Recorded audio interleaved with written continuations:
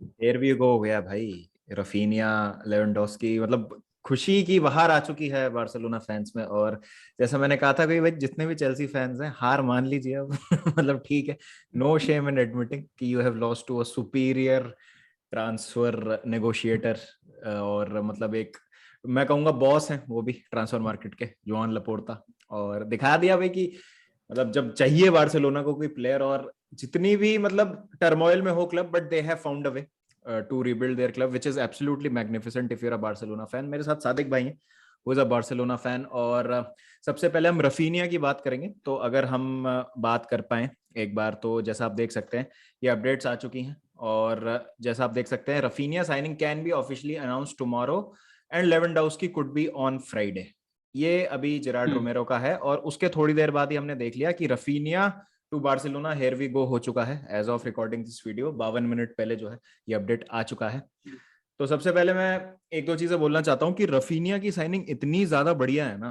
मतलब ठीक है, चेल्सी फैंस कुछ सॉल्टी होकर ये बोल देंगे कि he was never worth 65-70 million. तो पहले बात तो ट्रांसफर मार्केट ही इतना इन्फ्लेटेड है कि ऐसे कैलिबर का प्लेयर आपको इसी प्राइस रेंज में मिलता है। दूसरी चीज ये है कि he is worth that much amount of money, to be honest. मतलब पहली बात तो बार्सिलोना को बहुत ज्यादा फ्लेक्सिबल कर देता है वो। जैसे अगर हम अलसाद की बात करें कतर में, जहां पर चावी 3 एट द बैक वाला सिस्टम खिलाते थे, या 3-4-3 या 3-4-1-2, जो भी आप कहना चाहे, या फिर अगर 4-3-3 भी खिलाना चाहे बार्सिलोना, कन्वेंशनल जो उनका सिस्टम रहा है, सारे सिस्टम्स में है ना, रफीनिया एकदम से फिट हो जाता है और आपको बहुत ज्यादा फ्रीडम देता है और फ्लेक्सिबिलिटी देता है। तो सादिक भाई, आई think it's a brilliant brilliant signing going forward, क्या कहते हैं? नहीं, नो डाउट, स्पेशली अगर आप इसको कपल करें ना hmm with Dembele coming at a very hmm discounted salary, hmm तो हो ये रहा है कि आपका पिछले साल से वेज बिल कम हो रहा है क्योंकि डेम्बेले की सैलरी कम हो रही है। हम्म तो उसमें आप रफीनिया को भी फिट कर रहे हो एक तरीके से उसी अमाउंट में, क्योंकि यहाँ पे ये मैथमेटिक्स भी बहुत चलता है ना, if you dealing with Barcelona specially जी जी इन जी। This window.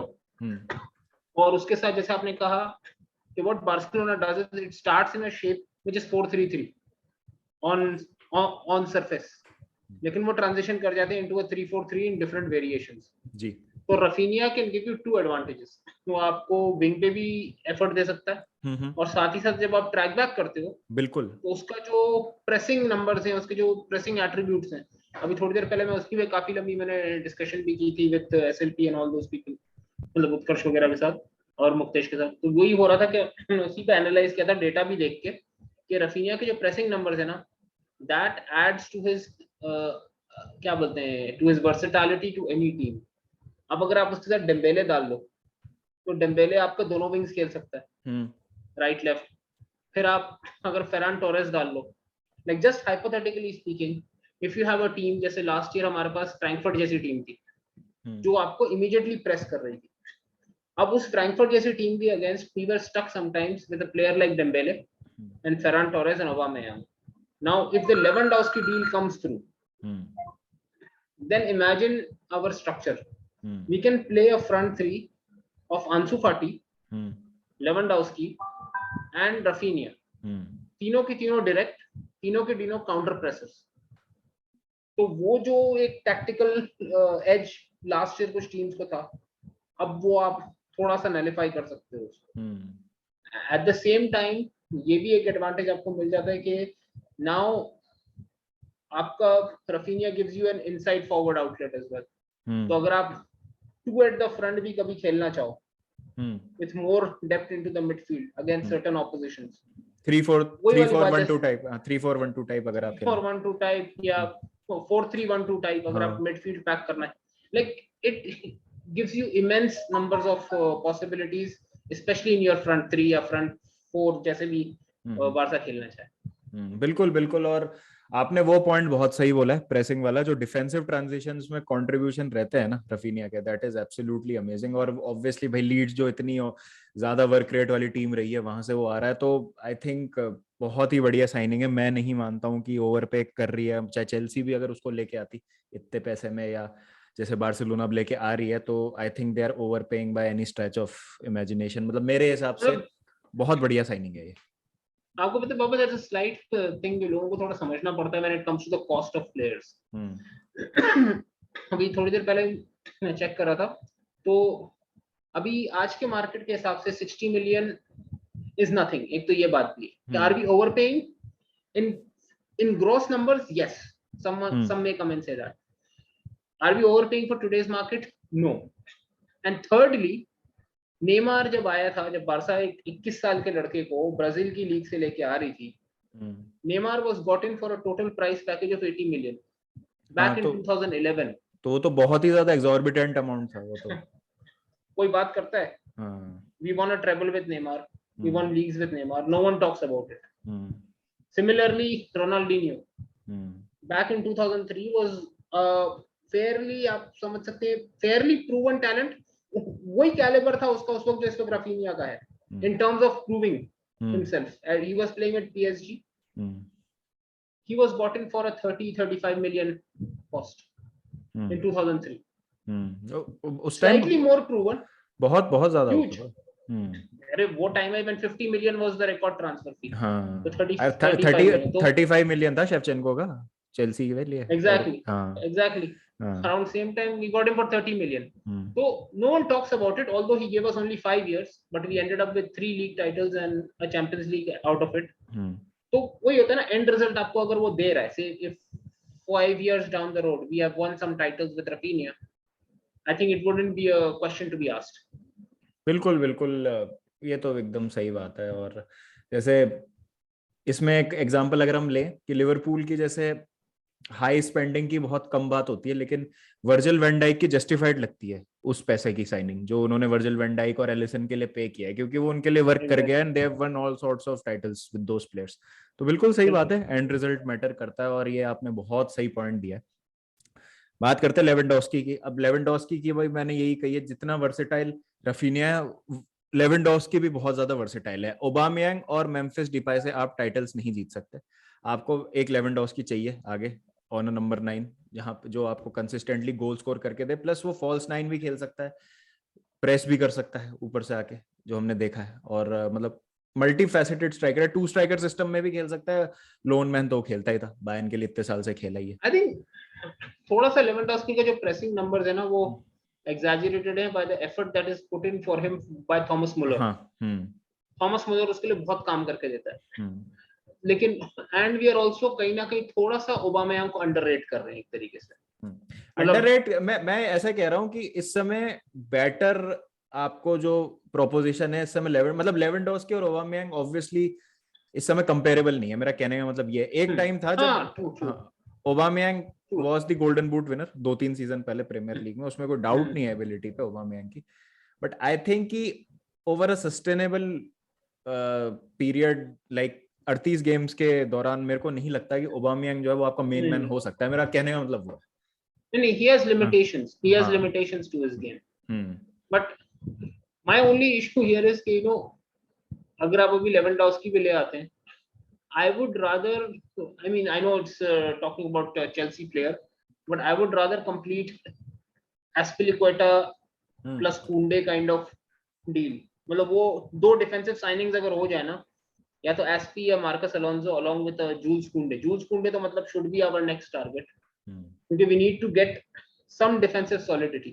क्योंकि अराहो के साथ अगर आप कुंडे को ऐड कर देते हैं, and say if you add Gerard Pique in the mix, कुंडे आपके 2 काम सॉल्व कर देता है। आपके पास होता क्या है, जब आप जेरार्ड पीके एरिक गार्सिया को खिलाते हैं और उसके साथ आप अराहो को खिला देते हैं as the defensive wide centre back या सूडो फुल बैक कह के, तो उसमें इशू ये हो जाता है कि आपको 2 बॉल प्लेइंग सेंटर बैक्स तो मिल जाते हैं, लेकिन जो आपका एक तीसरा सेंटर बैक होता है ना, जिसको आपको डिफेंसिवली वाइड यूज करना पड़ता है स्पेस में डिफेंड करने के लिए, ना तो वो काम एरिक गार्सिया कर सकता है, ना वो काम पीके कर सकता है, ना ही वो काम क्रिस्टेंसन कर सकता है। All 3 of them fit in that middle ball playing center back role very well. Jules Koundé is a very decent ball player, plus he can defend space, तभी वो इतना highly touted है।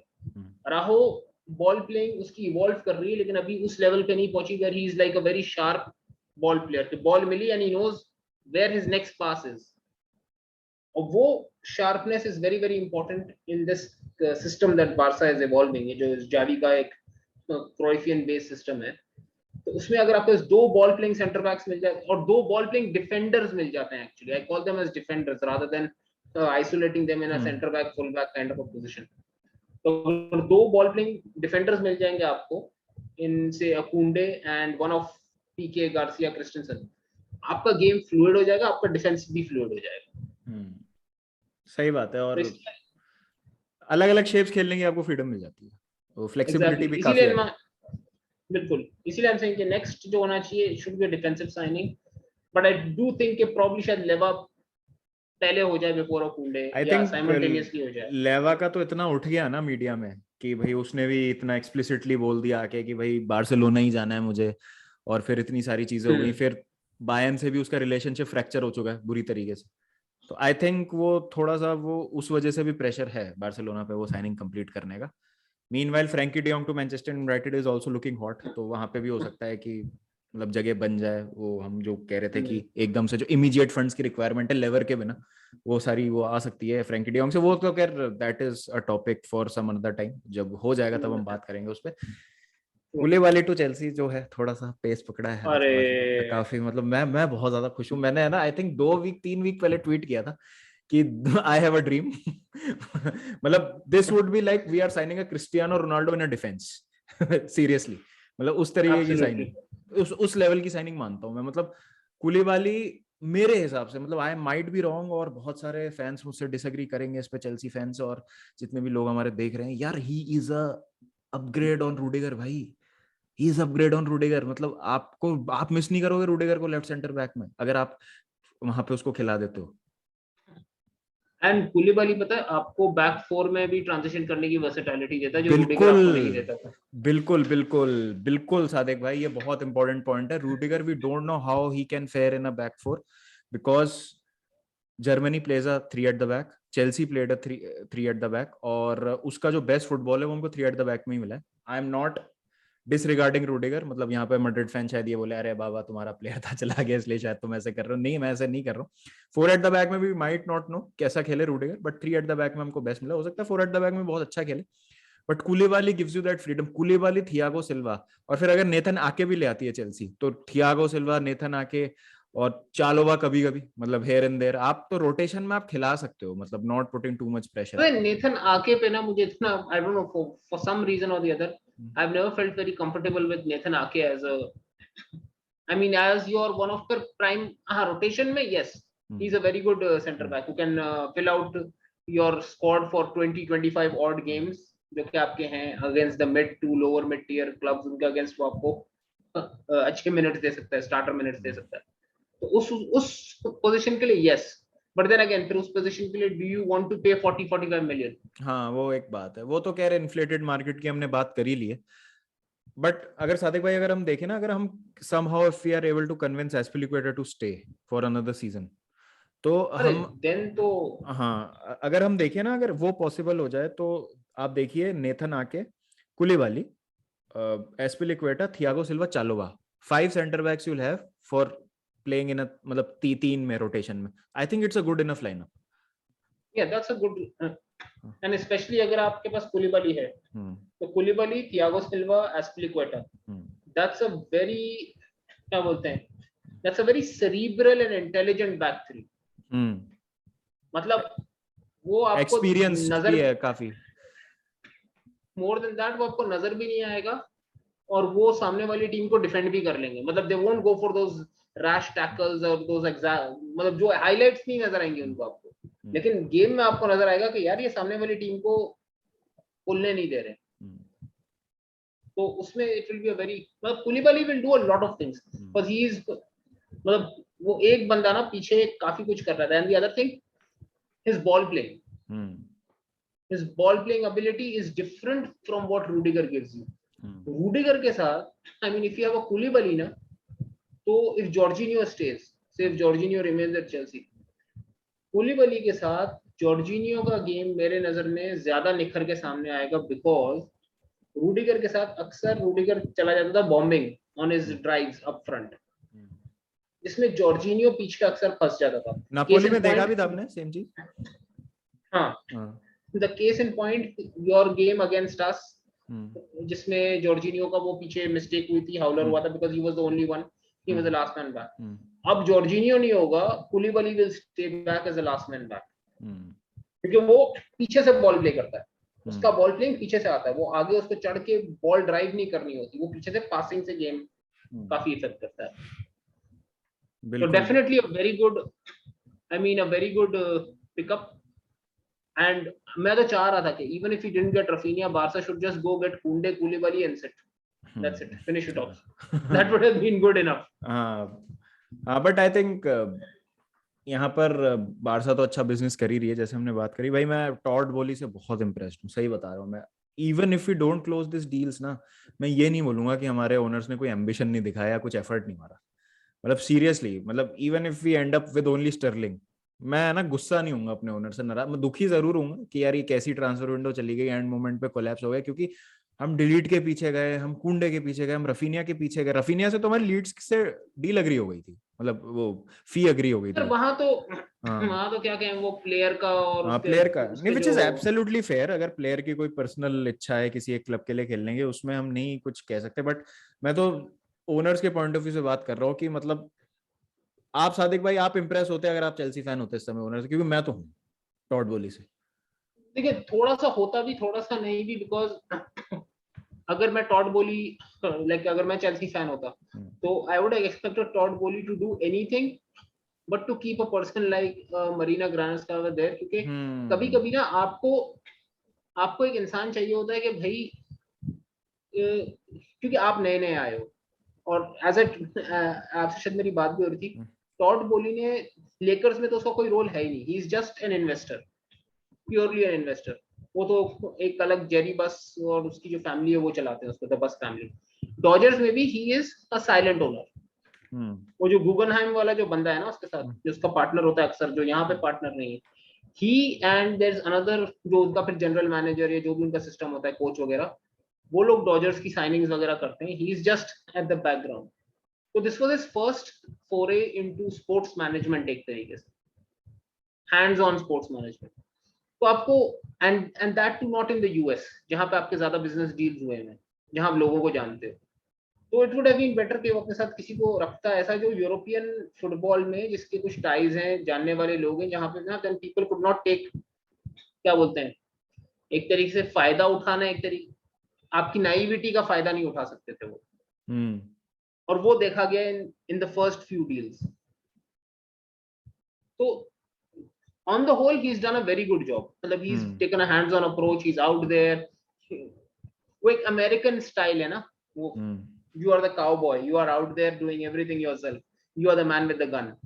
लेकिन कभी कभी वो यूरोपियन एस्पेक्ट में नहीं भी चलता थोड़ा सा, और वो दोनों दिखे हमें, उसका फायदा भी दिखा, उसका थोड़ा सा वो भी दिखा, but on the whole given that it's just been 2 months, it is definitely a good job so far।